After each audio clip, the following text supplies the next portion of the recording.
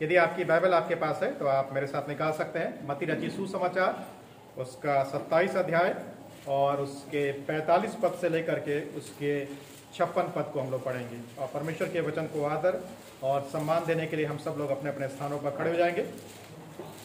नए नियम की पुस्तक में 49 नंबर है। नए नियम की पुस्तक में हम पूरा 27 अध्याय नहीं पढ़ेंगे।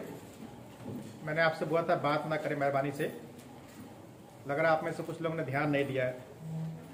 मत्ती 27 अध्याय 45 से 56 पद को हम पढ़ेंगे। दोपहर से लेकर तीसरे पहर तक उस सारे देश में अंधेरा छाया रहा। तीसरे पहर के निकट यीशु ने बड़े शब्द से पुकार कर कहा, एली एली लमा शबक्तनी, अर्थात हे मेरे परमेश्वर तूने मुझे क्यों छोड़ दिया।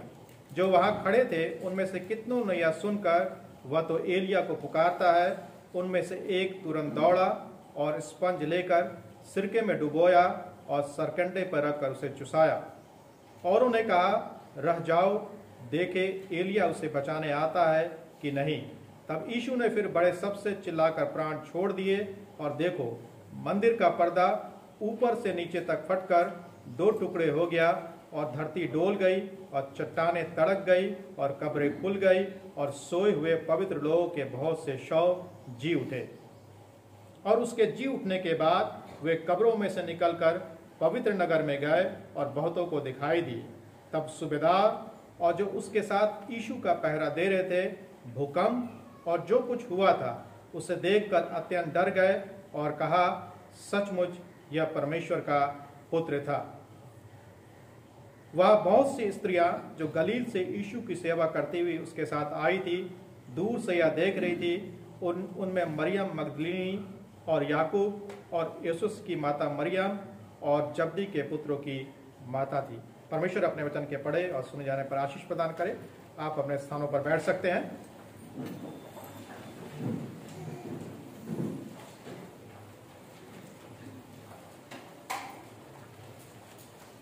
मैंने आपसे थोड़ी देर पहले निवेदन किया था कि हम मेहरबानी से बातचीत ना करें। उसका एक महत्वपूर्ण कारण यह था कि जब परमेश्वर का वचन खोला जाता है या जब परमेश्वर का वचन हमारे मध्य में प्रचार किया जाता है, तब परमेश्वर का वचन हमारी आत्माओं का एक प्रकार से ऑपरेशन करता है। मान लीजिए कि आप ऑपरेशन थिएटर पर हैं और आपको सब दिखाई दे रहा है ऑपरेशन होते हुए कि डॉक्टर आपका ऑपरेशन कर रहा है, लेकिन डॉक्टर बार बार आना जाना करे और ऑपरेशन के मध्य में से अपने मोबाइल फोन का इस्तेमाल करे या किसी चीज का और इस्तेमाल करे, आपके दिमाग में क्या चलेगा? आप शायद उस डॉक्टर पर गुस्सा हो जाएंगे। यहां पर भी हम इसलिए उपस्थित हुए हैं कि परमेश्वर का वचन हमारे जीवनों से क्या करे, बातचीत करे। क्योंकि जब परमेश्वर का वचन खोला जाता है, परमेश्वर का वचन जब प्रचार किया जाता है, तो परमेश्वर का वचन एक प्रकार से हमारे जीवनों का ऑपरेशन करता है। और कई दफा हम परमेश्वर के वचन को अपने जीवन में गंभीरता से नहीं लेते। हम सारी चीजों को अपने जीवन में गंभीरता से लेते हैं, सारी चीजों को हम ऊपर ध्यान देते हैं, लेकिन जब हम परमेश्वर के भवन में बैठते हैं, परमेश्वर के वचन पर विचार करते हैं, परमेश्वर के वचन पर ध्यान देते हैं, हम अपनी चीजों को भटका लेते हैं। हम बात करने में अपने ध्यान को लगा लेते हैं, मोबाइल फोन को इस्तेमाल करने में अपने ध्यान को लगा लेते हैं, बाहर आना जाना करते हैं। ऐसा लगता है कि हमने नौटंकी बना लिया। परमेश्वर के वचन को लेकर के हम सीरियस नहीं है, गंभीर नहीं। ये वो परमेश्वर है जो मनुष्य का रूप धारण करके आपके लिए इस पृथ्वी पर आया था और आज के दिन कलवरी के क्रूस के ऊपर बलिदान हुआ था। उसने आपको बचाने के लिए, परमेश्वर पिता से मिलाने के लिए, आपको स्वर्ग के राज में शामिल करने के लिए अपना कीमती लहू बहाया था। हम उसके बारे में गंभीर नहीं है, हम उसके बारे में सोचते नहीं है, हम उसके बारे में विचार नहीं करते। आज पूरा विश्व गुड फ्राइडे को मना रहा है। हम इसको गुड फ्राइडे बोलते हैं। एक प्रश्न है, व्हाट इज गुड फ्राइडे? ये शुभ शुक्रवार है क्या? इसको हम अपने जीवन में कैसे समझेंगे?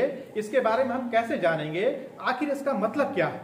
साथ ही साथ जब हम प्रभु यीशु मसीह के उन वाणियों के पर विचार करते हैं जो प्रभु यीशु मसीह ने कलवरी के क्रूस के ऊपर से कही, उससे हम क्या प्राप्त कर सकते हैं? हम 2 तरीके से विशेष करके परमेश्वर के वचन से अध्ययन करेंगे। सबसे पहले हम मत्ती 27 अध्याय के 45 से 56 पद के ऊपर अध्ययन करेंगे और इस बात को समझने का प्रयास करेंगे कि आज के दिन को शुभ शुक्रवार क्यों कहा गया है। क्यों इस दिन को शुभ शुक्रवार कहा जाता है, जबकि आज के दिन कलवरी के क्रूस के ऊपर हमारा प्रभु यीशु मसीह, हमारा खुदावन, हमारा परमेश्वर बलिदान हुआ था। और जो इसका दूसरा पहलू है वो यह है कि जो कलवरी के क्रूस के ऊपर से प्रभु यीशु मसीह ने 7 वाणियों को बोला था, उन 7 वाणियों का अर्थ क्या है, उन 7 वाणियों का मतलब क्या है, उसको हम अपने जीवन में कैसे समझ सकते हैं। किसी ने रेवरेंड बिली ग्राहम से पूछा, यदि आपने बिली ग्राहम के बारे में सुना होगा, बिली ग्राहम के बारे में जाना होगा, तो आप बेहतर समझ सकते हैं कि वो किस प्रकार के परमेश्वर के भक्त थे। तो रेवरेंड बिली ग्राहम ने कहा, हम इसे गुड फ्राइडे कहते हैं, हम इसे शुभ शुक्रवार कहते हैं, क्योंकि उस दिन उद्धार, छुटकारा, मोक्ष एक वास्तविकता बन गया था। बड़ी महत्वपूर्ण बात बोली कि उस दिन, यानी कि आज से 2000 वर्ष पहले जब प्रभु यीशु मसीह कलवरी के क्रूस के ऊपर था, तो जो उद्धार था, छुटकारा था, जो मोक्ष था, जिसको मानव जाति को जो मानव जाति की सबसे बड़ी आवश्यकता है और आज भी है, वो हमारे और आपके लिए वास्तविकता बन गया। विश्वासी मानते हैं कि गुड फ्राइडे पर, यानी कि शुभ शुक्रवार के दिन, यानी कि आज के दिन मसीह की मृत्यु हुई, और ईस्टर के दिन, यानी कि रविवार के दिन प्रभु यीशु मसीह मृतकों में से क्या हो गया, जी उठा। यानी कि प्रभु यीशु मसीह की क्रूस पर मृत्यु और ईस्टर के दिन, यानी रविवार के दिन पुनरुत्थान एक ऐसा बलिदान है जिसने हमारे पापों की कीमत को क्या किया है, चुकाया है। बिली ग्राहम ने कहा, हम अपने पापों के लिए मरने के योग्य थे। हम में से प्रत्येक अपने पापों के लिए मरने के योग्य थे, लेकिन मसीह हमारे स्थान पर मर गया। गुड फ्राइडे पर जो कुछ भी हुआ, शुभ शुक्रवार पर जो कुछ भी हुआ, वो अच्छा नहीं था, सुनने में अच्छा नहीं लगता है, उसके बारे में विचार करने में अच्छा नहीं लगता है। लेकिन जिस दिन यीशु मसीह कलवरी के क्रूस पर मरा, वो इतिहास में एक महत्वपूर्ण क्षण था, एक ऐसा क्षण था जिसने हमारे और आपके जीवन को एक नई दिशा दे दी, क्योंकि उसने हमारे और आपके जीवन को क्या कर दिया, हमेशा हमेशा के लिए बदल कर रख दिया। ये वो दिन है जब प्रभु यीशु मसीह कलवरी के क्रूस पर मरे थे। ये वो समय है जब यीशु ने हमारे और आपके पापों के लिए और समस्त मानव जाति के पापों के लिए भुगतान किया, हमारे और आपके लिए सारी चीजों को सही किया। बिली ग्राहम ने कहा, यीशु मसीह आपसे बहुत प्यार करता है, वह क्रूस पर मरने को तैयार था ताकि आप मुक्त हो सके पापों से, अंधकार से, शैतान के बंधन से और मृत्यु से। आप क्या हो सके, मुक्त हो सके। यीशु को उन्हीं लोगों ने तिरस्कृत किया, यीशु को उन्हीं लोगों ने अपमानित किया, यीशु को उन्हीं लोगों ने अस्वीकार किया जिन्हें वो बचाने आया था। और उसमें से हम और आप जो बैठे हुए यहां पर, उसमें से हम और आप भी शामिल हैं। ऐसा नहीं है कि यीशु मसीह को सिर्फ जो प्रभु यीशु मसीह इस दुनिया में था, जिस समय काल में प्रभु यीशु मसीह जिया, उसी समय के लोगों ने प्रभु यीशु मसीह का तिरस्कार किया, उसी समय के लोगों ने प्रभु यीशु मसीह का अस्वीकार किया, और उसी समय के लोग प्रभु यीशु मसीह का अपमान करते हैं।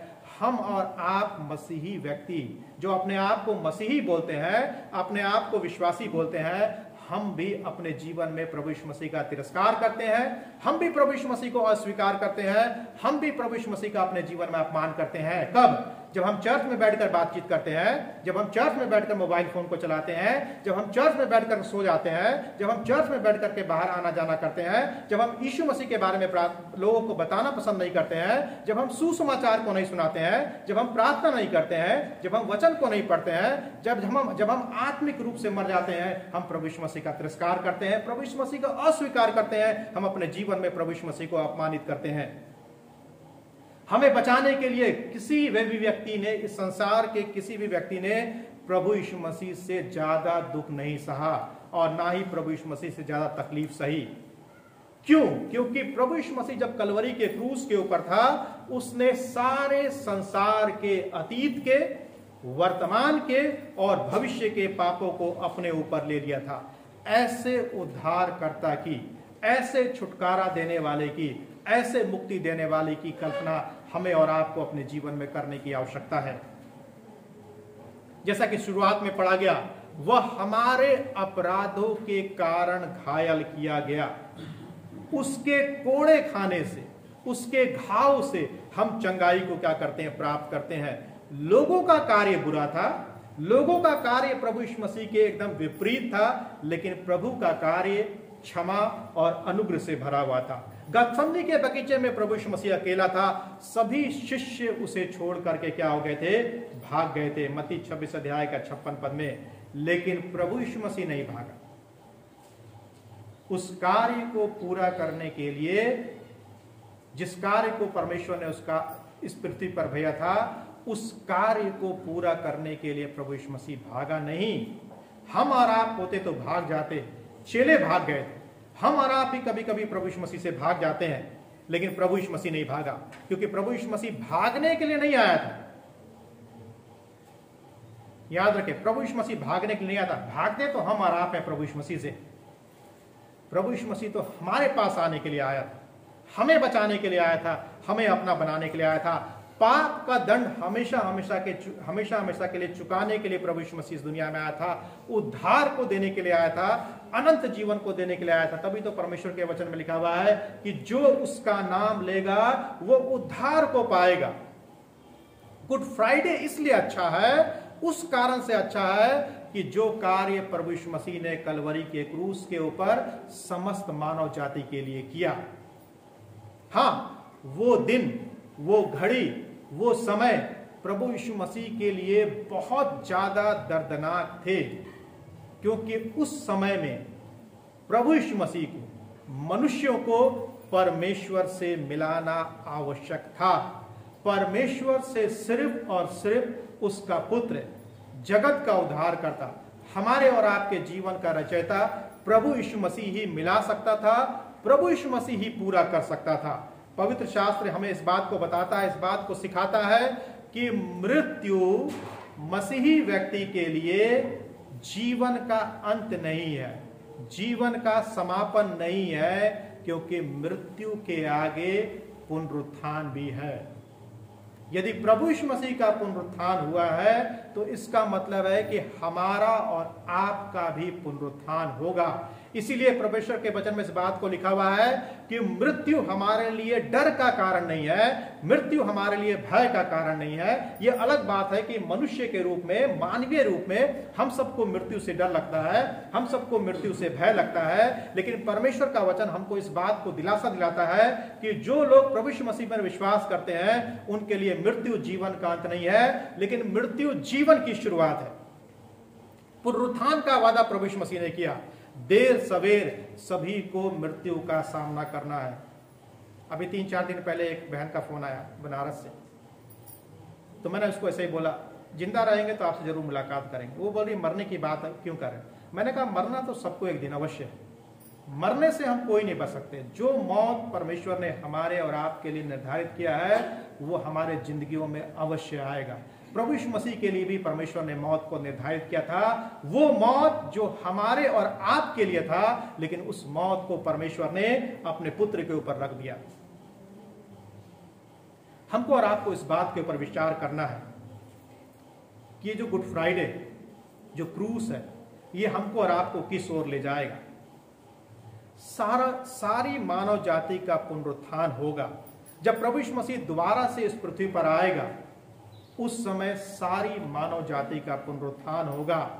कुछ उद्धारकर्ता के साथ स्वर्ग में जाने के लिए, स्वर्ग में, बात आप मत कीजिए मेहरबानी से, स्वर्ग में जाने के लिए, स्वर्ग में रहने के लिए, और कुछ का पुनरुत्थान होगा अनंत मृत्यु को सहने के लिए। आप क्या चाहते हैं? परमेश्वर तो चाहता है कि सब मनुष्य स्वर्ग में रहे, लेकिन आप क्या चाहते हैं? यदि मैं आपसे पूछूं, मुझसे पूछा जाए, हम सब लोग उठा देंगे हम लोग स्वर्ग जाना चाहते हैं। लेकिन जो हमारे जीवन के कार्य हैं, जो हमारे जीवन का व्यवहार है, जो हमारा चाल चलन है, वो कतई नहीं दिखाता है कि हम स्वर्ग जाएंगे। ऐसा लगता है कि हम स्वर्ग जा नहीं पाएंगे। इसीलिए इस दिन के महत्व को नहीं भूलना है, इस दिन के महत्व को हमें अपने जीवन में स्मरण रखना है। जब हम मत्ती 27 अध्याय को पढ़ते हैं, हम इस बात को देखते हैं कि उस दिन क्रूस के ऊपर प्रभु यीशु मसीह ने 3 मुख्य बातों को पूरा किया। वो 3 मुख्य बातें कौन थी जिसको प्रभु यीशु मसीह ने क्रूस के ऊपर पूरा किया? पहला, उसने हमारे पापों को अपने ऊपर ले लिया। उसने हमारे पापों को अपने ऊपर ले लिया। मत्ती 27 अध्याय का जो मुख्य पद है वो 47 पद से शुरू होता है। लिखा हुआ है वहां पर कि क्रूस पर प्रभु यीशु मसीह के अंतिम क्षणों का मत्ती क्या करता है? वर्णन करता है। यह हमें बताता है कि परमेश्वर हमारे सारे पापों को ले रहे थे, समस्त मानव जाति के पापों को ले रहे थे और उसको प्रभु यीशु मसीह यानी अपने पुत्र के ऊपर क्या कर रहे थे? डाल रहे थे। कैसे इसको हम समझ सकते हैं? इसका क्या मतलब है? कैसे इस बात को समझा जाए कि परमेश्वर ने सारे मानव जाति के भूतकाल के पापों को, वर्तमान के पापों को और भविष्य के पापों को ले लिया और उसको प्रभु यीशु मसीह के ऊपर डाल दिया। प्रभु यीशु मसीह ने कभी झूठ नहीं बोला था, लेकिन कलवरी के क्रूस के ऊपर जब परमेश्वर ने हमारे अधर्म का बोझ प्रभु यीशु मसीह के ऊपर डाल दिया, प्रभु यीशु मसीह झूठा बन गया। प्रभु यीशु मसीह ने कभी व्यभिचार नहीं किया था, लेकिन अब कलवरी के क्रूस के ऊपर वो व्यभिचारी बन गया। यीशु मसीह ने कभी हत्या नहीं की थी, लेकिन क्रूस के ऊपर वो हत्यारा बन गया। कैसे? क्योंकि हमारे पापों का बोझ प्रभु यीशु मसीह के ऊपर परमेश्वर ने क्या कर दिया था? लाद दिया था। हमारे जीवन में जो कुछ था उस सब को परमेश्वर ने प्रभु यीशु मसीह के ऊपर लाद दिया, प्रभु यीशु मसीह के ऊपर रख दिया जब प्रभु यीशु मसीह कलवरी के क्रूस के ऊपर था। क्यों प्रभु यीशु मसीह ने, क्यों परमेश्वर ने ऐसा किया? क्यों परमेश्वर ने सब कुछ को प्रभु यीशु मसीह के ऊपर लाद दिया? ताकि हम धार्मिकता को प्राप्त कर सके, ताकि हम सिद्धता को प्राप्त कर सके, क्योंकि बिना धार्मिकता के, बिना सिद्धता के हम परमेश्वर के पास नहीं आ सकते हैं। इस बात को हमको और आपको समझना है, क्योंकि यदि परमेश्वर हमारे पापों को प्रभु यीशु मसीह के ऊपर नहीं लादता, यदि प्रभु यीशु मसीह हमारे पापों को लिए हुए क्रूस के ऊपर नहीं चढ़ता, हम धार्मिकता को नहीं प्राप्त कर पाते, हम सिद्धता को नहीं प्राप्त करते। क्योंकि प्रभु यीशु मसीह ने हमें धार्मिकता प्रदान करी है, प्रभु यीशु मसीह ने हमें सिद्धता प्रदान करी है। इसलिए जब परमेश्वर हमको देखता है तो सबसे पहले वो क्रूस को देखता है, उसके बाद वो हमको देखता है। क्योंकि क्रूस जो क्या करता है? हमारे पापों को क्षमा करता है। इसीलिए परमेश्वर जब हमको देखता है तो हमको एक पापी मनुष्य के रूप में नहीं देखता है, क्योंकि क्रूस के ऊपर प्रभु यीशु मसीह ने हमारे लिए उस कार्य को क्या कर दिया है? पूरा कर दिया है। उसने हमारे पापों को अपने ऊपर ले लिया।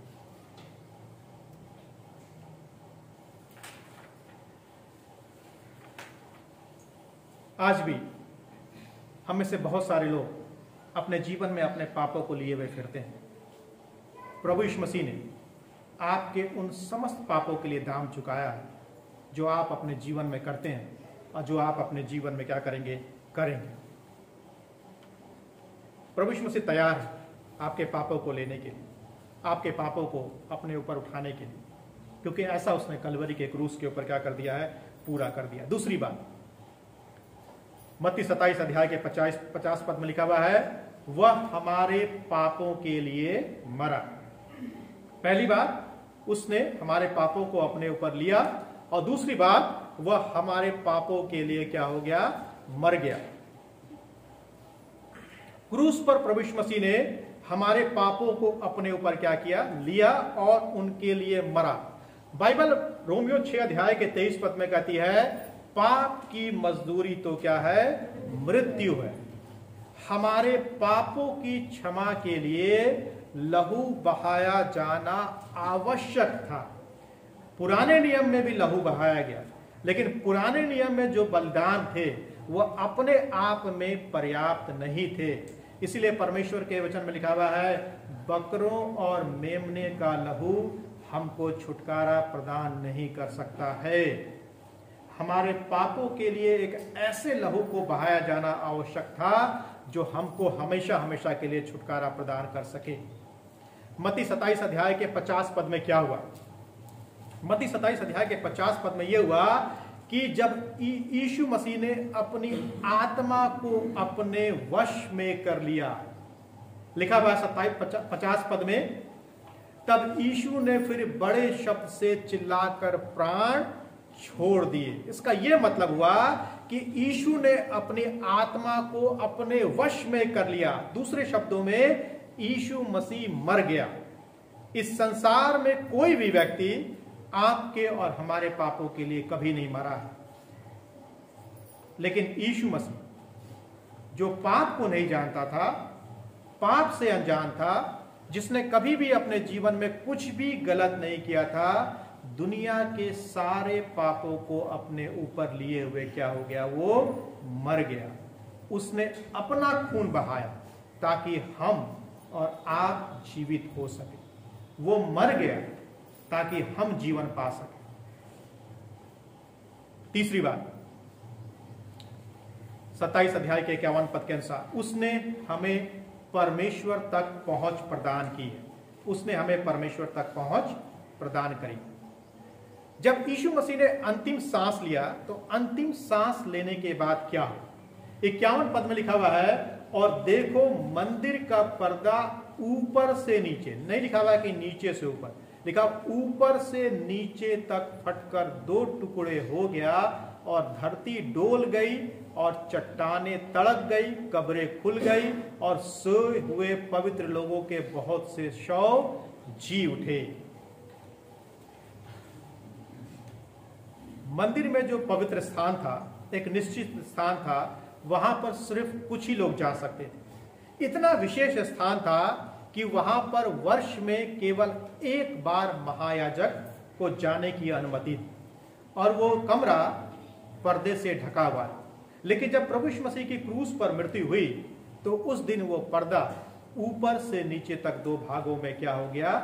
फट गया। गुड फ्राइडे के दिन, शुभ शुक्रवार के दिन, यीशु मसीह की मृत्यु के कारण वो पर्दा क्या हो गया? फट गया। यानी कि अब यीशु मसीह ने इस बात को कहा, अब मनुष्य परमेश्वर से अलग नहीं है। अब मनुष्य परमेश्वर से अलग नहीं। अदन के बगीचे में मनुष्य परमेश्वर से अलग हो गया।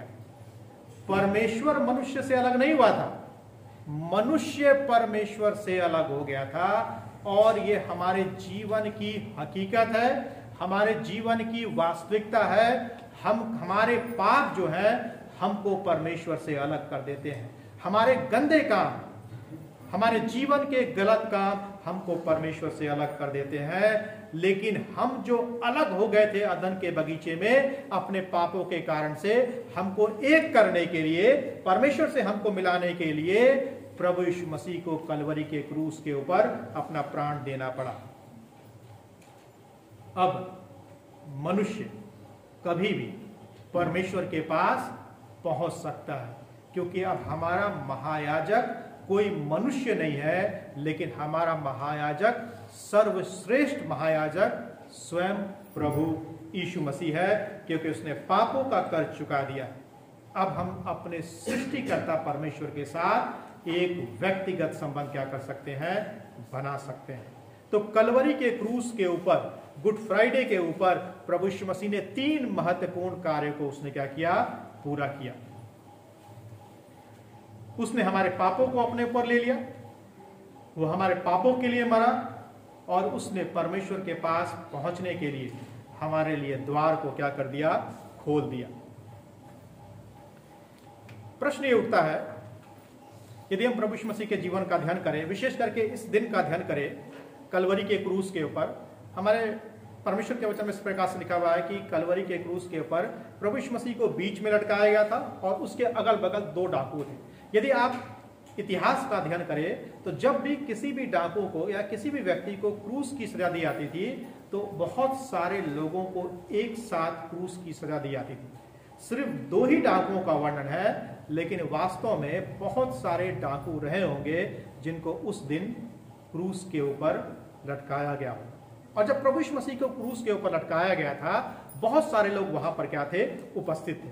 हमें उन लोगों के बारे में सोचना है, और जब हम उन लोगों के बारे में सोचते हैं, चाहे हम चेलों के बारे में सोचे, या महिलाओं के बारे में सोचे, या रोमी सैनिकों के बारे में सोचे, या सूबेदार के बारे में सोचे, या शास्त्रियों फरीसियों के बारे में सोचे, या भीड़ के बारे में सोचे, हमको ये प्रश्न करना है, आप और हम कौन से व्यक्ति के समान हैं?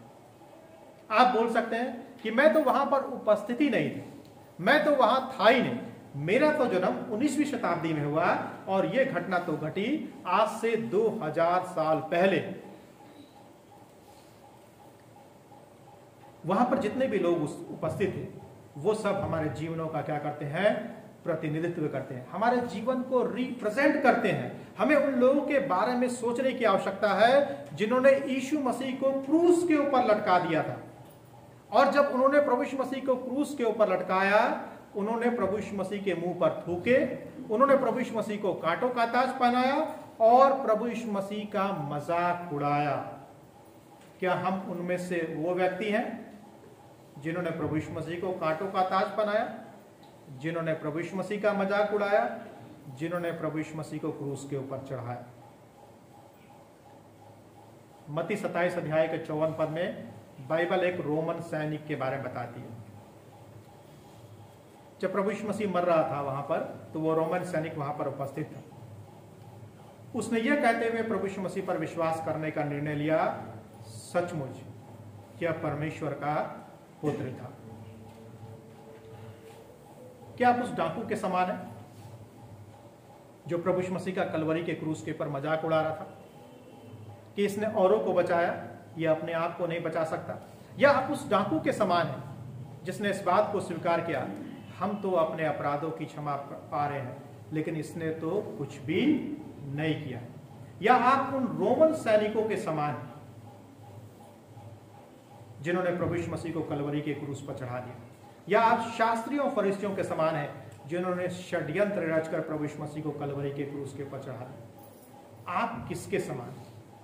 यह आपको अपने जीवन का मूल्यांकन करना है, मुझे अपने जीवन का मूल्यांकन करना है। हम कौन से व्यक्ति के समान हैं? क्या हम और आप कभी इस बारे में सोचते हैं, कभी इस बारे में विचार करते हैं? या हम प्रभु यीशु मसीह पर विश्वास करेंगे उस रोमन सैनिक के समान, उस डाकू के समान जिसने अंतिम क्षण में प्रभु यीशु मसीह पर क्या किया? विश्वास किया। क्यों उन्होंने विश्वास किया? कारण क्या था?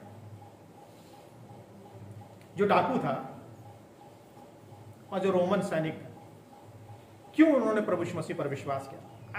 ऐसी कौन सी बात थी जिसके कारण से उन्होंने प्रभु यीशु मसीह पर विश्वास कर लिया?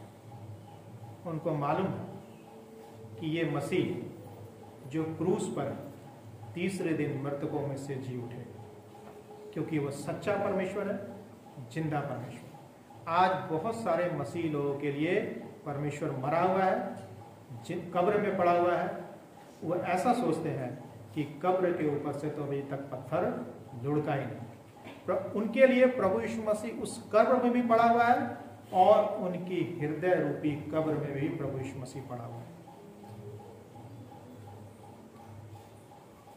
जब हम ईस्टर के बारे में सोचते हैं, रविवार के बारे में सोचते हैं, तो 3 दिन के बाद प्रभु यीशु मसीह दुनिया को साबित करने के लिए, दुनिया को दिखाने के लिए कब्र से बाहर आए, उस बात को सही साबित करने के लिए जो उसने कलवरी के क्रूस के ऊपर किया है। प्रभु यीशु मसीह ने उस बात को रविवार के दिन, जब वो मृतकों में से जी उठा, अपने मृत्यु के ऊपर जब उसने विजय को प्राप्त किया, उसके द्वारा से उसने इस बात को दिखाया कि उसने सब कुछ को वास्तव में क्या कर दिया है? पूरा कर दिया। 3 बातों के ऊपर हमने विचार किया मत्ती 27 अध्याय से। विशेष करके हम प्रभु यीशु मसीह के क्रूस की वाणियों के ऊपर भी विचार करेंगे थोड़ा समय और। मैंने आपको पहले ही बताया कि आज आराधना लंबी चलेगी, इसलिए आप मेहरबानी से परेशान ना हो। अभी मैं आपको बताऊंगा कि प्रभु यीशु मसीह आपके और हमारे लिए क्रूस के ऊपर कितने घंटे थे। हम तो 1 घंटे की सर्विस में, 1.5 घंटे की सर्विस में परेशान हो जा रहे हैं। प्रभु यीशु मसीह के बारे में सोचें, प्रभु यीशु मसीह के बारे में विचार करें कि वो समस्त मानव जाति का पापों को लिए हुए कलवरी के क्रूस के ऊपर था। 1 घंटे नहीं, 2 घंटे नहीं। जब मैं आपको बताऊंगा आप आश्चर्यचकित रह जाएंगे। क्रूस के ऊपर से प्रभु यीशु मसीह ने 7 वाणियों को बोला। यहाँ पर पावर पॉइंट में ये सारी लिखा हुआ है। 7 वाणियों को बोला। पहली वाणी प्रभु यीशु मसीह ने बोला, हे पिता, इन्हें क्षमा कर, क्योंकि ये नहीं जानते कि क्या करते हैं। फिर प्रभु यीशु मसीह ने बोला, तू आज ही मेरे साथ स्वर्ग लोक में होगा। तीसरी वाणी प्रभु यीशु मसीह ने बोला, हे नारी देख, यह तेरा पुत्र है और यह तेरी माता है। चौथी वाणी प्रभु यीशु मसीह ने कलवरी के क्रूस के ऊपर से बोला, हे मेरे परमेश्वर, तूने मुझे क्यों छोड़ दिया। पांचवी वाणी प्रभु यीशु मसीह ने क्रूस के ऊपर से बोला, मैं प्यासा हूं। छठवीं वाणी प्रभु यीशु मसीह ने क्रूस के ऊपर से बोला, पूरा हुआ। और सातवीं वाणी प्रभु यीशु मसीह ने क्रूस के ऊपर से बोला, हे पिता, मैं अपनी आत्मा तेरे हाथों में सौंपता हूं। आज बहुत सारी कलीसियाओं में, विशेष करके वे कलीसियाएं जो 12 बजे से लेकर के 3 बजे तक आराधना करती हैं, उन कलीसियाओं में इन 7 वाणियों के ऊपर क्या होता है, प्रचार होता है। हम भी इन 7 वाणियों के बारे में देखेंगे, विचार करेंगे कि इन 7 वाणियों का मतलब क्या है, क्यों प्रभु यीशु मसीह ने क्रूस के ऊपर से इन 7 वाणियों को बोला, और ये हमारे और आपके जीवन के लिए कैसे लाभदायक है, या कैसे हम इससे आशीष को प्राप्त कर सकते हैं। एक प्रश्न है, क्रूस के ऊपर से कही गई वाणियों का क्या तात्पर्य है, क्या उद्देश्य है, आखिर क्या आवश्यकता थी प्रभु यीशु मसीह को कि क्रूस के ऊपर से उन 7 वाणियों को बोले। जो पहली वाणी प्रभु यीशु मसीह ने क्रूस के ऊपर से बोली, हे पिता, इन्हें क्षमा कर, क्योंकि ये नहीं जानते कि ये क्या कर रहे हैं, ये वाणी क्या है। यदि हम इस वाणी के ऊपर विचार करें तो ये वाणी एक प्रकार से याचना है, या ये वाणी एक प्रकार से प्रार्थना है। अब प्रश्न ये उठता है कि ये प्रभु यीशु मसीह किससे याचना कर रहा है, प्रभु यीशु मसीह किससे प्रार्थना कर रहा है। तो जो प्रभु यीशु मसीह की प्रार्थना थी और जो प्रभु यीशु मसीह की याचना थी, वो एक क्षमा की याचना थी। फिर से प्रश्न ये उठता है कि आखिर प्रभु यीशु मसीह किसके लिए क्षमा मांग रहा था, किसके लिए प्रार्थना कर रहा था, प्रभु यीशु मसीह किसके लिए याचना कर रहा था। तो ये क्षमा की याचना थी, समस्त मानव जाति के लिए थी, संसार के समस्त पापी व्यक्तियों के लिए थी, उन सैनिकों के लिए थी जिन्होंने प्रभु यीशु मसीह को क्रूस के ऊपर चढ़ा दिया था, धार्मिक अगुओं के लिए थी, उस भीड़ के लिए थी जिन्होंने प्रभु यीशु मसीह के लिए होसन्ना के नारे लगाए थे। लेकिन जब प्रभु यीशु मसीह ने राजा बनने से इनकार कर दिया तो उस भीड़ ने प्रभु यीशु मसीह को क्रूस के ऊपर क्या किया, चढ़ा दिया। ये क्षमा की याचना उन लोगों के लिए थी जिन्होंने प्रभु यीशु मसीह का अपमान किया था, जिन्होंने प्रभु यीशु मसीह को कोड़े मारे थे, जिन्होंने प्रभु यीशु मसीह के मुंह पर थूका था, और जिन्होंने प्रभु यीशु मसीह के वस्त्रों को बांट लिया था, जिन्होंने प्रभु यीशु मसीह के सिर पर कांटों का ताज पहनाया था, जिन्होंने तिरस्कार किया था, उनके लिए क्षमा की याचना थी। जिन्होंने प्रभु यीशु मसीह को क्रूस पर चढ़ाया था, उनके लिए क्षमा की याचना थी। उन शास्त्री और फरीसियों के लिए थी, उन धार्मिक अगुओं के लिए थी, पिलातुस के लिए थी, उन तमाम लोगों के लिए थी जो प्रभु यीशु मसीह को क्रूस पर चढ़ाने में शामिल थे। और ये क्षमा की याचना हमारे और आपके लिए भी थी। संपूर्ण मानव जाति के आरंभ से लेकर के, यानी अदन के बगीचे से लेकर के जब तक प्रभु यीशु मसीह का द्वितीय आगमन नहीं होगा, तब तक मनुष्य जो भी पाप करेगा, उन सारे पापों के लिए, उन सारे गलत कार्यों के लिए प्रभु यीशु मसीह ने कलवरी के क्रूस के ऊपर से परमेश्वर पिता से क्षमा की याचना किया, प्रार्थना किया। हम और आप होते तो क्या करते? यदि हम और आप क्रूस के ऊपर होते तो शायद हम परमेश्वर से निवेदन करते, परमेश्वर मैं इस क्रूस के ऊपर से कब उतरूंगा। हो सकता है कि प्रभु यीशु मसीह को शरीर में तकलीफ हो रही हो, जैसे थोड़ा सा हमको यहाँ पर खुजली होता है तो हमारे हाथ ऑटोमेटिक यहाँ पर आ जाते हैं। आप कल्पना करें, प्रभु यीशु मसीह के पास दो हाथ, प्रभु यीशु मसीह के पास 2 पैर थे, कलवरी के क्रूस के ऊपर था। यदि उसके शरीर में कुछ भी हो रहा होगा तो वो कुछ भी नहीं कर पा रहा था, असहाय था। हाथों में कीलें ठुकी हुई थी, पैरों में कीलें ठुकी हुई थी, सिर पर कांटों का ताज था, कोड़े मारे गए थे प्रभु यीशु मसीह को कलवरी के क्रूस पर चढ़ने से पहले, उसके पांजर में भाला मारा गया था। वो अपने लिए भी निवेदन नहीं कर रहा है, अपने लिए विनती नहीं कर रहा है, अपने लिए परमेश्वर पिता को नहीं पुकार रहा है, लेकिन हमारे और आपके लिए परमेश्वर पिता को पुकार रहा है। क्या कभी सोचा ऐसे परमेश्वर के बारे में, जिसको अपनी परवाह नहीं, जिसको अपनी पीड़ा की परवाह नहीं थी, अपनी तकलीफ की परवाह नहीं थी, अपने दुखों की परवाह नहीं थी, लेकिन उसको परवाह थी हमारी और आप। और हमारे लिए बड़ी शर्म की बात है, दुख की बात है कि हमको उस परमेश्वर की रत्ती भर भी परवाह नहीं, थोड़ी भी परवाह नहीं। हम बोलते तो हैं, दिखाते तो हैं, प्रकट तो करते हैं कि हम प्रभु यीशु मसीह से प्रेम करने वाले हैं। वो तो परमेश्वर हमारे हृदयों को जानता है कि हम कितना परमेश्वर से प्रेम करने वाले हैं।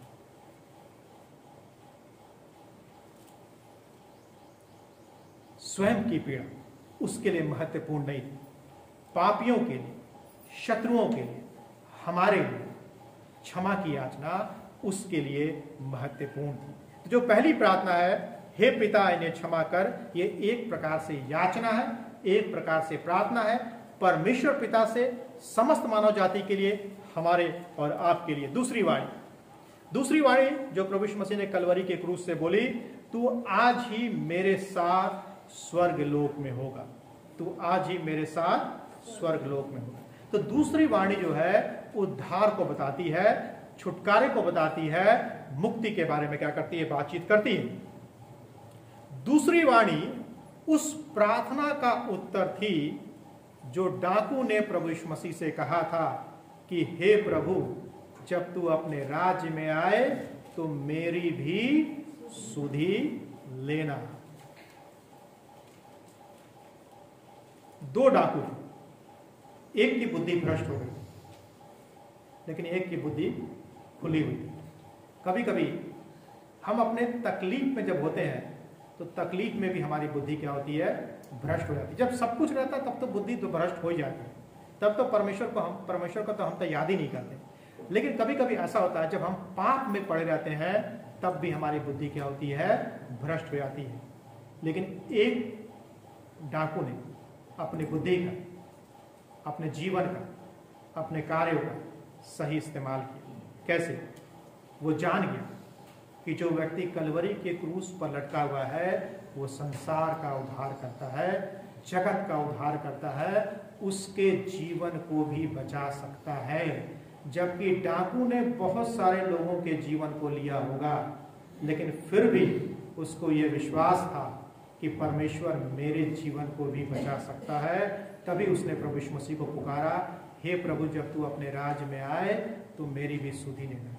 ये ऐसा वो समय कब था जब हमने प्रभु यीशु मसीह को पुकारा कि हे प्रभु मेरी भी सुधि लेना। पैसे जब होते हैं तब तो नहीं पुकारेंगे, ये तो पक्का है। तो परमेश्वर का है हमारी सुधि लेगा। हमारी सुधि तो कौन ले रहा है? पैसा ले रहा है, ठीक है, क्योंकि पैसा है। परमेश्वर को तो हमारी सुधि, परमेश्वर को हम तब पुकारेंगे जब हम मरने पर हैं, ठीक है, या जब हम बीमार हैं, तब बोलेंगे परमेश्वर तू मेरी क्या कर, सुधि ले। दो डाकू क्रूस पर लटकाए गए थे और बीच में प्रभु यीशु मसीह था। दोनों डाकू उद्धार के द्वार पर खड़े थे, दोनों डाकू स्वर्ग के द्वार पर खड़े थे, दोनों डाकू जीवन के द्वार पर खड़े हुए थे।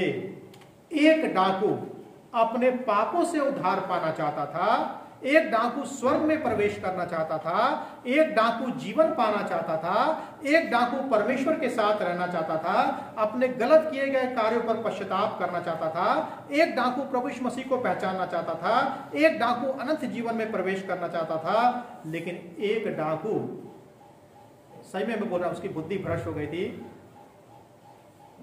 भाई अगर मान लीजिए कि आप जेल में हैं तो आप क्या चाहेंगे? जेल से आप चाहेंगे ना जेल से बाहर आना, कि नहीं चाहेंगे आप जेल से बाहर आना?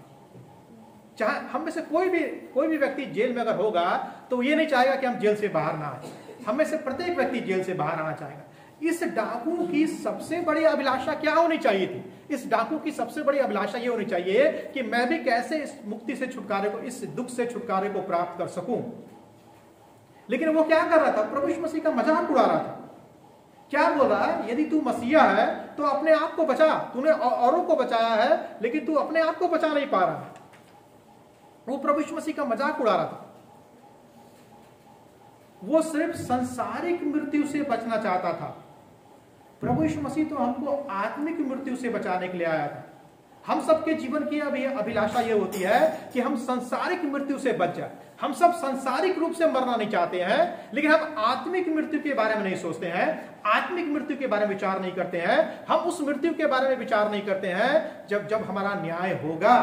हम तो सिर्फ सांसारिक मृत्यु के बारे में सोचते हैं। हम मरना नहीं चाहते, लेकिन हमारे और आपके जीवन की वास्तविकता है कि मरना तो हमको अवश्य है, लेकिन हम सिर्फ सांसारिक मृत्यु में उलझे रहते हैं। हम आत्मिक मृत्यु के बारे में कभी भी नहीं सोचते हैं। उस डाकू ने, जिसने प्रभु यीशु मसीह को पहचान लिया, वो जान गया था कि मैं आत्मिक मृत्यु से बच सकता हूं यदि मैं प्रभु यीशु मसीह पर क्या कर लूंगा, विश्वास कर लूंगा। लेकिन जो दूसरा डाकू था वो सांसारिक मृत्यु से बचना चाहता। आपके लिए क्या महत्वपूर्ण? क्या आप सांसारिक मृत्यु से बचना चाहते हैं? एक बात मैं आपको बताना चाहता हूं, सांसारिक मृत्यु से आप कतई नहीं बच सकते। चाहे आप कितना भी प्रार्थना कर ले, कितना भी उपवास रख ले, कितना भी धार्मिक यात्रा कर ले, कितना भी आप वचन को पढ़ ले, कितना भी आप सुसमाचार का प्रचार कर ले, कितनी भी आत्माओं को बचा ले, आप सांसारिक मृत्यु से कतई नहीं बच सकते हैं। मृत्यु हमारे जीवन की वास्तविकता है। मृत्यु का स्वाद हमको चखना पड़ेगा, लेकिन एक चीज है, आप आत्मिक मृत्यु से अवश्य बच सकते हैं। और आत्मिक मृत्यु से बचने के लिए आपको परमेश्वर को पुकारना ही होगा, उस डाकू के समान। यदि आप यीशु मसीह को नहीं पुकारेंगे कि हे प्रभु मेरी सुधि ले, आप आत्मिक मृत्यु से बच नहीं सकते हैं। सांसारिक मृत्यु से बचने का प्रयास ना करें, क्योंकि पाप की मजदूरी तो मृत्यु है, लेकिन प्रभु यीशु मसीह का वरदान हमारे लिए अनंत जीवन है। प्रभु यीशु मसीह आत्मिक मृत्यु से हमको बचाने के लिए आया था, और उस डाकू ने अपनी अंधी आंखों को खोल दिया था। आज हम में से बहुत सारे लोगों की आंखें खुली हुई नहीं है। और सबसे दुखदाई बात मालूम क्या है उस डाकू के साथ? परमेश्वर के पास होने के बावजूद, उद्धारकर्ता के इतने करीब होने के बावजूद उद्धार को पाने से वंचित रह गए। सबसे दुखदाई बात, उद्धार को पाने से वंचित रह गए। और हम में से कईयों के जीवन की यह हकीकत है। हो सकता है कि हमारा और आपका जीवन भी ऐसे ही हो, हमारे और आपके जीवन का अंत भी ऐसे ही हो। हमको और आपको लगता है कि नहीं, हम तो मरने के बाद स्वर्ग ही जाएंगे। नहीं, आप डिसाइड नहीं कर सकते कि मरने के बाद आप स्वर्ग जाएंगे। डिसाइड तो प्रभु यीशु मसीह करेंगे, और डिसाइड तो तब होगा जब आप प्रभु यीशु मसीह को पुकारेंगे। यदि आप पुकारेंगे तो डिसाइड नहीं होगा।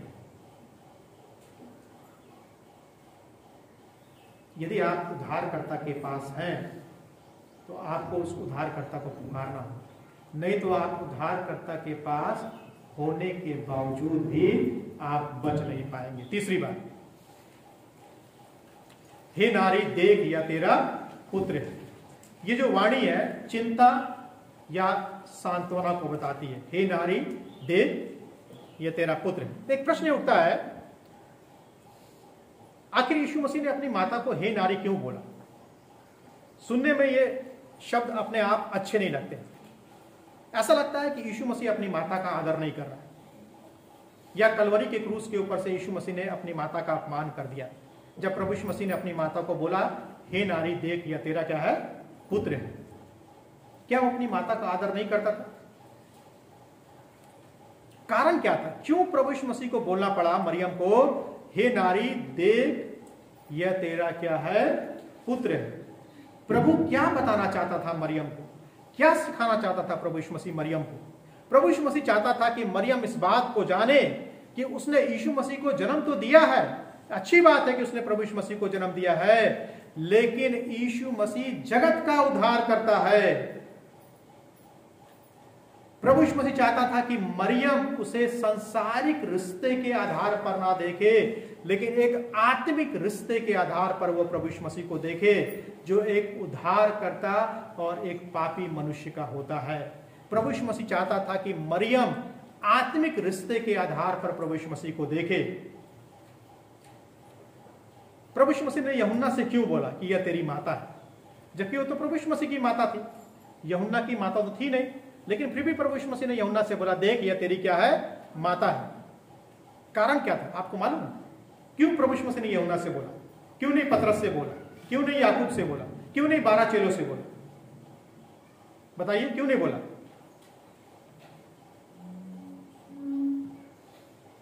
कैसे बोलेगा? था ही नहीं तो कैसे बोलेगा?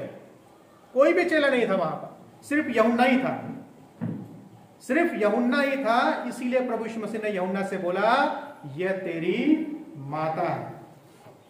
कई दफा प्रभु यीशु मसीह चर्च में बोलता है, हम चर्च में तो उपस्थित हैं, लेकिन प्रभु यीशु मसीह हमारा नाम ही नहीं पुकार पाता। क्यों? क्योंकि शरीर उपस्थित है, आत्मा तो उपस्थित ही नहीं है। तो कैसे प्रभु यीशु मसीह हमारा नाम पुकारेगा? हम सोचते हैं कि प्रभु यीशु मसीह हमारा नाम पुकारे, कैसे पुकारेगा आपका प्रभु यीशु मसीह नाम?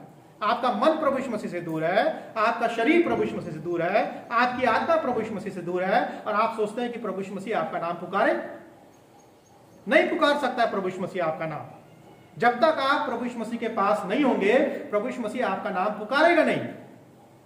प्रभु यीशु मसीह चाहता तो बाकी चेलों का नाम पुकार सकता था, पतरस का नाम पुकार सकता था, क्योंकि प्रभु यीशु मसीह ने पतरस को जिम्मेदारी दी कलीसिया की। लेकिन प्रभु यीशु मसीह ने पतरस के नाम को नहीं पुकारा, पतरस वहां उपस्थित नहीं था, याकूब वहां पर उपस्थित नहीं था। इसीलिए प्रभु यीशु मसीह ने यूहन्ना का नाम को पुकारा, क्योंकि यूहन्ना वहां पर उपस्थित था। प्रभु यीशु मसीह आपके नाम को भी पुकारना चाहता है, प्रभु यीशु मसीह आपका नाम भी लेना चाहता है। यह मत सोचिए कि आप चर्च में उपस्थित हो गए तो प्रभु यीशु मसीह आपका नाम पुकार देगा, नहीं। यदि आपका जीवन प्रभु यीशु मसीह के साथ सही नहीं हुआ है, प्रभु यीशु मसीह आपके नाम को कभी भी नहीं पुकारेगा। क्रूस पर से प्रभु यीशु मसीह को अपनी जिम्मेदारी का एहसास था, और इसीलिए प्रभु यीशु मसीह ने अपनी जिम्मेदारी को यूहन्ना के साथ साझा किया। क्यों? क्योंकि यूहन्ना वहां पर उपस्थित था प्रभु यीशु मसीह के कलवरी के क्रूस के पास। चौथी वाणी, हे मेरे परमेश्वर, हे मेरे परमेश्वर, तूने मुझे क्यों छोड़ दिया। ये चौथी वाणी है, ये प्रायश्चित या दुख को दिखाती है। हे मेरे परमेश्वर, हे मेरे परमेश्वर, तूने मुझे क्यों छोड़ दिया। क्रूस पर से प्रभु यीशु मसीह ने 7 वाणियों को बोला था। इन 7 वाणियों को, प्रभु यीशु मसीह की 7 वाणियों को हम 2 भागों में बांट सकते हैं। जो पहली 3 वाणियां प्रभु यीशु मसीह ने बोली, वो दूसरों से संबंधित है। दूसरों से संबंधित मतलब, पहली वाणी प्रभु यीशु मसीह ने समस्त संसार के लोगों के लिए बोली, यानी अपने दुश्मनों के लिए बोला, पापियों के लिए बोला, और जो लोग वहां पर उपस्थित थे उन सब के लिए प्रभु यीशु मसीह ने पहली वाणी बोली। तो पहली वाणी क्षमा की प्रार्थना है। दूसरी वाणी प्रभु यीशु मसीह ने डाकू के लिए बोली, क्योंकि डाकू का उसमें उद्धार शामिल है। तीसरी वाणी प्रभु यीशु मसीह ने अपनी मां के लिए बोली, यूहन्ना के लिए बोला, क्योंकि प्रभु यीशु मसीह को अपनी मां की व्यवस्था करना था, उसके भविष्य की व्यवस्था करना था, क्योंकि वो अपनी मां का बेटा था। उसकी जिम्मेदारी बनती थी कि वो अपनी मां के लिए क्या करे, व्यवस्था को करे। जो बात की 4 वाणियां हैं वो प्रभु यीशु मसीह से संबंधित है, स्वयं से संबंधित है। पहली 3 वाणियां समस्त संसार के लोगों से संबंधित थी, डाकू से संबंधित थी, और मां से और यूहन्ना से संबंधित थी। बाकी की 4 वाणियां स्वयं प्रभु यीशु मसीह से संबंधित थी। पहली 3 वाणियों के बाद 3 घंटे का अंतराल था। 3 घंटे प्रभु यीशु मसीह खामोश रहा। मैंने आपसे पूछा था, मैंने आपसे बोला था कि मैं आपको बताऊंगा कि प्रभु यीशु मसीह कलवरी के क्रूस के ऊपर कितने घंटे था। हम में से बहुत सारे लोग अभी सोच रहे होंगे कितना लंबा बोल रहे हैं, कब समाप्त करेंगे। ठीक है, टाइम तो होता जा रहा है, कई लोग तो बोल ही होंगे पक्का। मैं प्रभु यीशु मसीह तो नहीं हूं, लेकिन अनुमान लगा सकता हूं, प्रभु यीशु मसीह का बेटा हूं, इसलिए अनुमान तो लगा ही सकता हूं कि कुछ लोग तो सोच ही रहोगे। सोचिए मत, छोड़ देंगे, जल्दी छोड़ देंगे। प्रभु यीशु मसीह के बारे में सोचिए कि प्रभु यीशु मसीह कलवरी के क्रूस के ऊपर कितने घंटे था। आपको मालूम है कि प्रभु यीशु मसीह को क्रूस के ऊपर कब चढ़ाया गया था? सुबह के 9 बजे प्रभु यीशु मसीह को कलवरी के क्रूस के ऊपर चढ़ाया गया था, और दिन के 3 बजे तक प्रभु यीशु मसीह कलवरी के क्रूस के ऊपर था। आपके लिए प्रभु यीशु मसीह कलवरी के क्रूस के ऊपर था, आपको वहां पर होना था, हमको वहां पर प्रभु यीशु मसीह के स्थान पर होना था। 6 घंटे प्रभु यीशु मसीह क्रूस के ऊपर था। 6 घंटे उसके हाथों में कील ठुकी हुई थी, 6 घंटे उसके पैरों में कील ठुका हुआ था, सर पर कांटों का ताज लगा हुआ था, उसके पसली में उसके भारा माला गया था। उससे पहले उसको कोड़े मारे गए थे, धूप थी, अंधकार छाया हुआ था, गर्मी थी, प्यास लग रही थी प्रभु यीशु मसीह के ऊपर। कुछ भी नहीं कर पा रहा था प्रभु यीशु मसीह अपने शरीर के लिए। और हम और आप यहाँ पर 1.5 घंटे की आराधना में, 2 घंटे की आराधना में परेशान हो जाते हैं। यदि आप परेशान हो रहे हैं तो इसका मतलब प्रभु यीशु मसीह से आप परेशान हो रहे हैं, उसके वचन से परेशान हो रहे हैं, आप उससे परेशान नहीं हो रहे हैं। आप ऐसा मत सोचिए कि मैं प्रचार कर रहा हूं 2 घंटे तक आप मुझसे परेशान हो रहे हैं। हाँ, मुझसे परेशान हो रहे हैं, सही बात है, लेकिन वास्तव में आप प्रभु यीशु मसीह से परेशान हो रहे हैं, उसके वचन से परेशान हो रहे हैं। यदि आप प्रभु यीशु मसीह से परेशान हो रहे हैं, उसके वचन से परेशान हो रहे हैं, तो आपके लिए बड़े शर्म की बात है, आपके लिए बड़े दुख की बात है। आप उस प्रभु यीशु मसीह के बारे में नहीं सोच रहे हैं, उस प्रभु यीशु मसीह के बारे में कल्पना नहीं कर रहे हैं जो आपके लिए 6 घंटे क्रूस के ऊपर था, जो आपके लिए मनुष्य का रूप धारण करके इस पृथ्वी पर आ गया था। आपके लिए उसने इतना दुख सहा जो आपको सहना था। 2 घंटे में हम परेशान हो जा रहे हैं। हम उस प्रभु के बारे में नहीं सोचते हैं जिसने हमारे लिए सब कुछ न्यौछावर कर दिया, सब कुछ न्यौछावर कर दिया। 9 बजे प्रभु यीशु मसीह को क्रूस के ऊपर चढ़ाया गया था।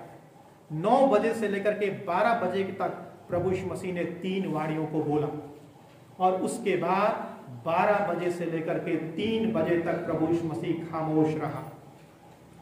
12 बजे से लेकर 3 बजे तक प्रभु यीशु मसीह खामोश रहा, और उन 3 घंटों में सृष्टि में ऐसे परिवर्तन हुए जो आज तक परिवर्तन नहीं हुए। अंधकार छा गया। सृष्टि ने सृष्टिकर्ता की ओर अपने मुंह को फेर लिया। सृष्टिकर्ता की पीड़ा को देख करके सृष्टि भी परमेश्वर से विमुख हो गई। 3 घंटे 12 बजे से लेकर 3 बजे तक अंधकार छा गया। सृष्टि में आश्चर्यजनक परिवर्तन हो गया। प्रभु यीशु मसीह खामोश रहा। प्रभु यीशु मसीह ने कुछ भी नहीं बोला। सृष्टि ने भी ऐसा लगता है कि अपने आंखें बंद कर ली। प्रश्न उठता है, वो परमेश्वर जो अब्राहम का परमेश्वर है, याकूब का परमेश्वर है, इसहाक का परमेश्वर है, ऐसा परमेश्वर है जो हमारी प्रार्थनाओं को सुनता है, जिसने शद्रक को, जिसने मेशक को, अबेदनगो को आग के भट्टे में नहीं छोड़ा, जिसने यूसुफ को गड्ढे में नहीं छोड़ा, पोतीपर के घर में नहीं छोड़ा, फिरौन के जेल में नहीं छोड़ा, जिसने दानियल को सिंहों की मांद में नहीं छोड़ा, जिसने इजरायलियों को लाल समुद्र में नहीं छोड़ा, जिसने इजरायलियों को जंगल में नहीं छोड़ा, पौलुस को जिसने समुद्र में नहीं छोड़ा, यात्राओं में नहीं छोड़ा, जोखिमों के मध्य में नहीं छोड़ा, क्या उस परमेश्वर ने प्रभु यीशु मसीह को छोड़ दिया था? छोड़ते तो हम और आप हैं, परमेश्वर नहीं छोड़ता है।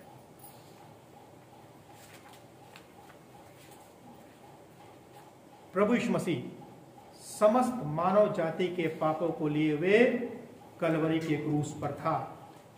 परमेश्वर जो है पाप से समझौता कभी भी नहीं कर सकता, कतई नहीं कर सकता है। बाइबल का परमेश्वर पवित्र परमेश्वर है। परमेश्वर अपने नैतिक चरित्र के विपरीत कोई भी काम नहीं करता है। यदि परमेश्वर का चरित्र पवित्र है तो इसका मतलब है कि परमेश्वर अपवित्र नहीं हो सकता है। परमेश्वर पाप से समझौता नहीं कर सकता है। इसीलिए परमेश्वर ने कलवरी के क्रूस के ऊपर से प्रभु यीशु मसीह से अपना मुंह मोड़ लिया था, क्योंकि क्रूस के ऊपर प्रभु यीशु मसीह हमारे और आपके पापों को लिए हुए था। हमारे और आपके पापों को प्रभु यीशु मसीह क्रूस के ऊपर लिया हुआ था। छोड़ देने का क्या मतलब? छोड़ देने का यह मतलब है कि पुत्र के ऊपर से परमेश्वर ने अपनी दया को, अपने अनुग्रह को कुछ समय के लिए रोक दिया था। अपनी दया को, अपने अनुग्रह को कुछ समय के लिए क्रूस के ऊपर रोक दिया था। एक प्रकार से आप बोल सकते हैं जो परमेश्वर का हाथ है वो प्रभु यीशु मसीह के साथ हमेशा ऐसे था, हमेशा ऐसे था। जब अदन के बगीचे में था तब भी, जब वो इस पृथ्वी पर था तब भी, और जब अभी है स्वर्ग में तब भी। लेकिन सिर्फ एक समय था जब परमेश्वर ने प्रभु यीशु मसीह के हाथ को छोड़ दिया था, और वो समय था कलवरी के क्रूस के ऊपर। मालूम क्यों परमेश्वर ने प्रभु यीशु मसीह के हाथ को छोड़ दिया था कलवरी के क्रूस के ऊपर? ताकि वो हमारे और आपके हाथों को थाम सके। यदि वो कलवरी के क्रूस के ऊपर प्रभु यीशु मसीह के हाथ को नहीं छोड़ता तो वह हमारे और आपके हाथ को थाम नहीं पाता।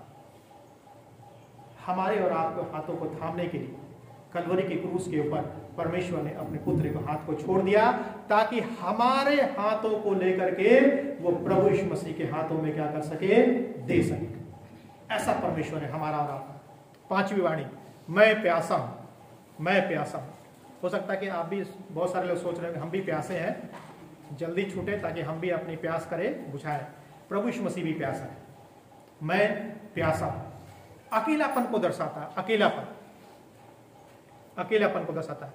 प्रभु यीशु मसीह की शारीरिक प्यास के बारे में क्या करता है, बातचीत करता है। साथ ही साथ आत्मिक प्यास के बारे में भी क्या करता है, बातचीत करता है। हम सब लोग इस बात को जानते हैं कि प्रभु यीशु मसीह ना सिर्फ संपूर्ण परमेश्वर था इस पृथ्वी पर रहते हुए, लेकिन वह एक संपूर्ण मनुष्य भी था। परमेश्वर ने पाप का दंड भोगने के लिए उसे छोड़ दिया था। परमेश्वर पिता का साथ छूट गया था। उससे सहभागिता के लिए, उसके साथ होने के लिए प्रभु यीशु मसीह की आत्मा क्या थी, प्यासी थी। शारीरिक रूप में भी प्रभु यीशु मसीह प्यासा था, लेकिन आत्मिक रूप में भी प्रभु यीशु मसीह प्यासा था, क्योंकि परमेश्वर का साथ छूट गया था। परमेश्वर के साथ सहभागिता करने के लिए, पवित्र आत्मा के साथ सहभागिता करने के लिए प्रभु यीशु मसीह क्या था, प्यासा था। उसने क्रूस पर उद्धार की योजना को क्या कर दिया, पूरा कर दिया। क्या आपको मालूम है कि प्रभु यीशु मसीह आज भी प्यासा है? आज भी प्रभु यीशु मसीह प्यासा। कैसे? प्रभु यीशु मसीह उन तमाम लोगों के लिए प्यासा है जो आज भटके हुए हैं। उनके लिए प्रभु यीशु मसीह प्यासा है। उनके लिए प्रभु यीशु मसीह प्यासा है जो पापों में पड़े हुए हैं। और इन शब्दों को भी बोलने दीजिए, माफ कीजिएगा। उनके लिए भी प्यासा है प्रभु यीशु मसीह जो चर्च में बैठ करके स्थिर नहीं रहते, परमेश्वर से संबंध को नहीं बनाते, ध्यान को भटकाते हैं। उनके लिए भी प्रभु यीशु मसीह प्यासा है। और प्रभु यीशु मसीह की प्यास तभी बुझ सकती है जब आप अपना जीवन उसको पूरी तरह से समर्पित करेंगे। आधे अधूरे तरीके से नहीं, पूरी तरह से जब उसे समर्पित करेंगे तभी प्रभु यीशु मसीह की प्यास बुझ सकती है। प्रभु यीशु मसीह आज भी प्यासा है। और प्रभु यीशु मसीह की प्यास तभी बुझेगी जब संसार के समस्त लोग प्रभु यीशु मसीह पर विश्वास करेंगे, उद्धार को प्राप्त करेंगे और अपने घुटने, अपने सर को प्रभु यीशु मसीह के चरणों में झुकाएंगे। छठवीं वाणी, पूरा हुआ। प्रश्न उठता है, क्या पूरा हुआ? प्रश्न उठता है, क्या पूरा हुआ? प्रभु यीशु मसीह के जीवन से संबंधित, प्रभु यीशु मसीह की सेवकाई से संबंधित, और प्रभु यीशु मसीह की मृत्यु से संबंधित, और प्रभु यीशु मसीह के पुनरुत्थान से संबंधित जितनी भी भविष्यवाणियां थी, वो सारी भविष्यवाणियां पूरी हुई कलवरी के क्रूस के ऊपर। और क्या पूरा हुआ? बलिदान का कार्य पूरा हुआ, छुटकारे का कार्य पूरा हुआ, अनंत जीवन को देने का कार्य पूरा हुआ। व्यवस्था को प्रभु यीशु मसीह ने पूरा कर दिया। उस व्यवस्था को जिसको हम पूरा करने में, शरीर में पूरा करने में असमर्थ थे, उस व्यवस्था को प्रभु यीशु मसीह ने पूरा कर दिया। उद्धार की योजना को प्रभु यीशु मसीह ने पूरा कर दिया। छुटकारे की योजना को प्रभु यीशु मसीह ने पूरा कर दिया। शैतान पराजित हुआ, सेवकाई का कार्य पूरा हुआ। प्रभु यीशु मसीह को इस पृथ्वी पर आने का उद्देश्य क्या हो गया? पूरा हो गया। यह मतलब है पूरा होने का। लेकिन आज भी हम में से बहुतों के जीवन में प्रभु यीशु मसीह का कार्य पूरा नहीं हुआ। हम में से बहुतों के जीवन में प्रभु यीशु मसीह का कार्य तब पूरा होगा जब हम प्रभु यीशु मसीह को अपना जीवन समर्पित करेंगे, प्रभु यीशु मसीह पर विश्वास करेंगे, पापों की क्षमा को प्राप्त करेंगे, और जब हम प्रभु यीशु मसीह के क्रूस के बारे में हम संसार के लोगों को बताएंगे। परमेश्वर चाहता है कि इस गुड फ्राइडे के दिन, इस शुभ शुक्रवार के दिन हम प्रभु यीशु मसीह के बारे में, प्रभु यीशु मसीह के बलिदान के बारे में, प्रभु यीशु मसीह के छुटकारे के बारे में संसार के लोगों को बताएं। जब तक हम संसार के लोगों को बताएंगे नहीं, वो कार्य पूरा नहीं होगा। हाँ, कलवरी के क्रूस पे प्रभु यीशु मसीह ने कार्य पूरा किया है, लेकिन अभी भी कुछ कार्य अधूरे हैं और उन कार्य को पूरा करने की जिम्मेदारी प्रभु यीशु मसीह ने आपको हमको सौंपी है। क्या हम प्रभु यीशु मसीह के कार्य को पूरा करने के तत्पर हैं? हम अपने कार्य को पूरा करने के तत्पर रहते हैं। एटीएम कार्ड बनवाना है तत्पर रहेंगे, आधार कार्ड बनाना है तत्पर रहेंगे, पासपोर्ट बनवाना है उसके लिए तत्पर रहेंगे, बच्चों का एडमिशन कराना है उसके लिए तत्पर रहेंगे, ठीक है, अस्पताल ले आना उसके लिए तत्पर है। सब कार्य को हम पूरा करना चाहते हैं, लेकिन क्या हम प्रभु यीशु मसीह के कार्य को पूरा करना चाहते हैं? सबसे महत्वपूर्ण कार्य को प्रभु यीशु मसीह पूरा करने के लिए आया था, उद्धार के कार्य को पूरा करने के लिए। आज भी उद्धार का कार्य बहुतों के जीवन में अधूरा है और उसकी जिम्मेदारी परमेश्वर ने हमको और आपको सौंपी है, और एक दिन परमेश्वर हमसे और आपसे क्या करेगा, उसका लेखा लेगा। अंतिम बात, 7वीं वाणी, हे पिता मैं अपनी आत्मा तेरे हाथों में सौंपता हूं। हे पिता मैं अपनी आत्मा तेरे हाथों में सौंपता हूं। ये वाणी समर्पण को दर्शाती है। समर्पण 3 भाग है इसमें। हे पिता मैं अपनी आत्मा तेरे हाथों में और फिर सौंपता हूं। इसका क्या मतलब है? यानी कि प्रभु यीशु मसीह को मालूम था कि उसका पिता ऐसा पिता है जो उसके दुख में उसको शांति देता है, उसकी निराशा में उसको आशा देता है, और उसके क्लेश में उसको दृढ़ता देता है और उसको सामर्थ्य देता है। प्रभु यीशु मसीह को मालूम था कि उसका पिता ऐसा है जो दुख में शांति देता है, निराशा में आशा देता है, क्लेश में दृढ़ता देता है और उसको सामर्थ्य देता है, और जो जीवन को देता है और जो प्राणों की रक्षा करता है, उसके हाथों में प्रभु यीशु मसीह ने अपनी आत्मा को क्या कर दिया? सौंप दिया। हमारा अपनी आत्मा को कहां सौंपना चाहता है? मूर्ख धनवान की कहानी को आपने पढ़ा ना? मूर्ख धनवान क्या बोलता है? हे मेरे मन, खा पी चैन कर सुख से रह। धनवान व्यक्ति, ठीक है, यदि जो संसार का सबसे धनवान व्यक्ति है, आप उसको मूर्ख बोलेंगे, 1 लाख लोग खड़े हो जाएंगे आपको मूर्ख बोलने के लिए, बोलेंगे भैया तुम ही मूर्ख हो, तुम इस व्यक्ति को मूर्ख बोल रहे हो। लेकिन परमेश्वर का वचन उस धनवान व्यक्ति को क्या बोलता है? मूर्ख बोलता है। क्यों? क्योंकि उसकी आत्मा क्या थी? सुरक्षित नहीं। वो अपनी आत्मा को कैसे सुरक्षित रखना चाहता? धन के द्वारा से सुरक्षित रखना चाहता। आज हम में से बहुतों की आत्मा सुरक्षित नहीं। हमारी आत्मा तभी सुरक्षित होगी, हमारे प्राण तभी सुरक्षित होंगे, हमारा शरीर तभी सुरक्षित होगा जब हम उसको परमेश्वर पिता के हाथों में सौंपेंगे। परमेश्वर पिता के हाथों में ही हमारी सुरक्षा निश्चित है। तभी तो बोलता तेरे हाथों में, यानी ऐसे पिता के हाथों में जहां विश्वास है, जहां सुरक्षा है, जहां सामर्थ्य है, जहां दृढ़ता है, जहां प्रेम। जब आप मार्केट में जाते हैं, आपका बच्चा आपके साथ होता है, क्या आपका बच्चा सबके हाथ को पकड़ता है? नहीं। उसको मालूम कि किसके हाथ को मुझे पकड़ना है, किसके हाथ में मेरी सुरक्षा है, उसको मालूम है। ठीक वैसे ही हमको पता होना चाहिए कि किसके हाथ को मैं पकड़ूंगा तो मेरी सुरक्षा है। पास्टर के हाथों में सुरक्षा नहीं है, पास्टर तो खुद भी सुरक्षित नहीं है जब तक कि वो परमेश्वर के हाथों को ना पकड़े। माँ बाप के हाथों में सुरक्षा नहीं है, सांसारिक सुरक्षा है, लेकिन हमारे जीवन की सुरक्षा परमेश्वर के हाथों में है। सौंपता हूं अपनी आत्मा को सुरक्षित परमेश्वर के हाथों में, प्रभु यीशु मसीह ने सौंप दी। ये 3 वाक्य जो बड़े महत्वपूर्ण हैं, हे पिता तेरे हाथों में और सौंपता, क्योंकि प्रभु यीशु मसीह को मालूम था कि उसकी आत्मा कहां सुरक्षित है, क्योंकि तीसरे दिन प्रभु यीशु मसीह को परमेश्वर उसकी आत्मा को क्या करने वाला था? सौंपने वाला। इस वाणी का वास्तविक महत्व तभी है जब हम में से प्रत्येक लोग अपने जीवन को, अपनी आत्मा को, अपने शरीर को परमेश्वर के हाथों में क्या कर देंगे? सौंप देंगे। जल्दी से बता के समाप्त करेंगे। क्रूस का अभिप्राय या क्रूस का उद्देश्य क्या है? पिछले बार भी मैंने आपको बताया था क्रूस का अभिप्राय या क्रूस का उद्देश्य।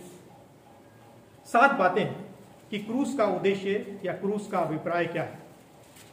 क्रूस का उद्देश्य यह है कि उसने हमारे लिए अपने आप को क्या कर दिया, दे दिया। सबसे पहला जो उद्देश्य है वो हमको अधर्म से छुड़ाना चाहता है। परमेश्वर हमको, क्रूस हमको परमेश्वर के समीप पहुंचाना चाहता है। क्रूस का उद्देश्य है कि हमको लेपालक पुत्र होने को क्या करे, वो प्रदान करे। क्रूस का उद्देश्य है कि हमको वर्तमान बुरे संसार से छुड़ा ले। क्रूस का उद्देश्य है कि हम अपने लिए ना जीवन को जिए, लेकिन हम परमेश्वर के लिए जीवन को जिए। क्रूस का उद्देश्य है कि हम पवित्र आत्मा को प्राप्त करें, और क्रूस का उद्देश्य है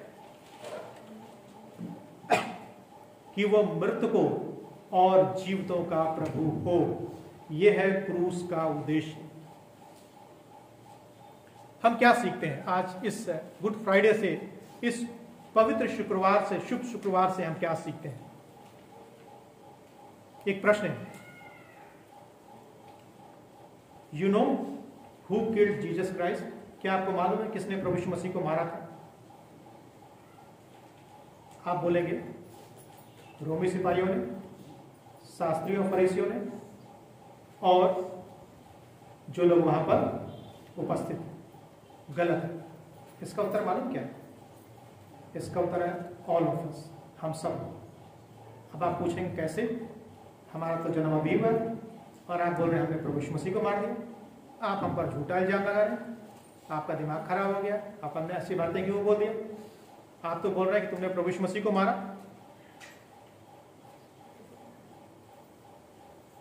परमेश्वर के वचन में क्या लिखा है?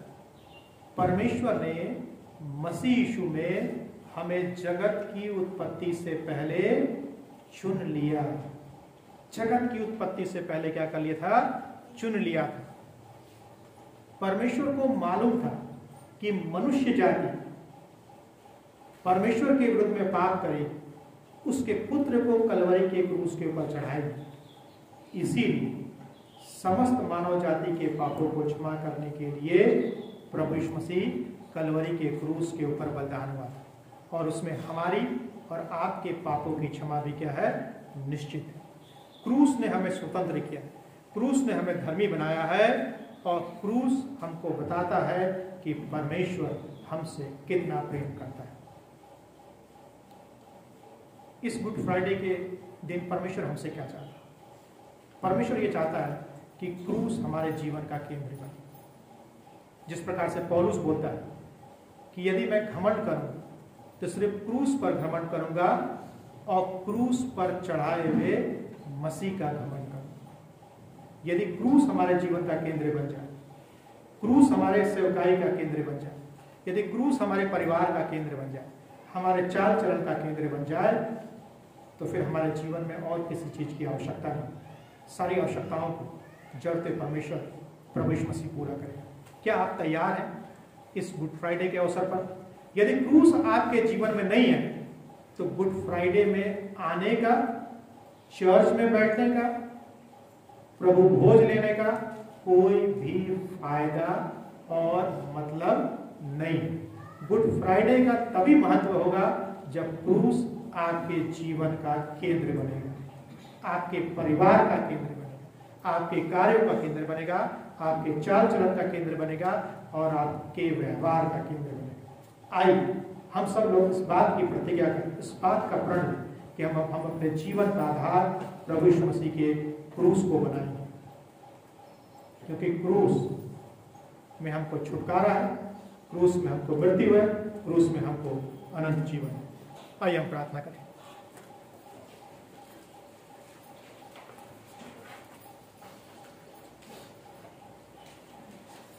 परमेश्वर पिता, हम धन्यवाद देते हैं कि आपने हमसे प्रेम किया, और उस प्रेम को प्रभु जी आपने कलवरी के क्रूस के ऊपर प्रकट किया, जब आपने प्रभु जी समस्त मानव जाति के लिए अपना कीमती लहू बहा दिया। परमेश्वर पिता ने प्रभु जी आपका हाथ छोड़ दिया था ताकि वह हमारा हाथ पकड़ सके और आपके हाथ से हमारे हाथ को मिला सके, ताकि अदन के बगीचे में जो दूरी बन गई थी वो दूरी मुड़ सके, हम आपके साथ फिर से संगति कर सकें, आपके साथ फिर से सहभागिता कर सकें। धन्यवाद करते हैं कि क्रूस हमको इस बात को स्मरण दिलाता है कि हमारे लिए दाम चुकाया गया, हमारे लिए लहू बहाया गया, हमारे लिए कीमत चुकाई गई, छुटकारा हमको ऐसे ही नहीं मिलेगा, पापों से क्षमा हमको ऐसे ही नहीं मिलेगी, मुक्ति, उद्धार, अनंत जीवन, मृत्यु से मुक्ति हमको ऐसे ही नहीं मिली। लेकिन उसके लिए परमेश्वर को इस पृथ्वी पर आना पड़ा, मनुष्य का रूप धारण करना पड़ा, संसार में अपने जीवन को व्यतीत करना पड़ा, दुख उठाना पड़ा, तकलीफों को सहना पड़ा, ताकि हम अनंत जीवन को प्राप्त कर सकें, छुटकारे को प्राप्त कर सकें। होने दीजिए कि हम अपने जीवन में क्रूस के महत्व को कम ना करें। क्रूस कभी भी हमारे जीवन में कम ना हो, लेकिन क्रूस हमारे जीवन में दिन प्रतिदिन बढ़ता चला जाए, हमारे जीवन का केंद्र बन सके। हम अपने क्रूस को उठाने में कभी भी पीछे ना हो, लेकिन हम अपने क्रूस को लेकर चल सके और क्रूस के अनुसार जीवन को व्यतीत कर सके, क्योंकि क्रूस में सामर्थ है, क्रूस में जीवन है और क्रूस में छुटकारा है। होने दीजिए कि हम इस छुटकारे को, इस सामर्थ को, इस जीवन को अपने जीवन में महसूस कर सके, उन लोगों तक पहुंचा सके जिनके जीवन में आज क्रूस नहीं है, जो भटके हुए हैं और अंधकार में पड़े हुए हैं। हम उनको आपके बारे में बता सके, आपके बलिदान के बारे में बता सके। धन्यवाद करते हुए हम इस प्रार्थना को प्रभु यीशु मसीह के नाम से मांगते हैं, आमीन।